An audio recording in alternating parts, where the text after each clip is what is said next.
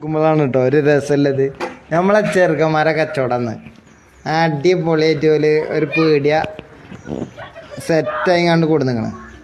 അതിൽ ഉപ്പിലിട്ട സാധനങ്ങൾ ഓക്കൻ്റെ പൊരി, ചാമ്പക്ക ഉപ്പിലിട്ടത്, മാങ്ങ ഉപ്പിലിട്ടത്, പിന്നെ കറുത്തുണ്ട് ഉപ്പിലിട്ടത്, പിന്നെ എന്താ കക്കരിക്കുണ്ട് ഉപ്പിലിട്ടത്.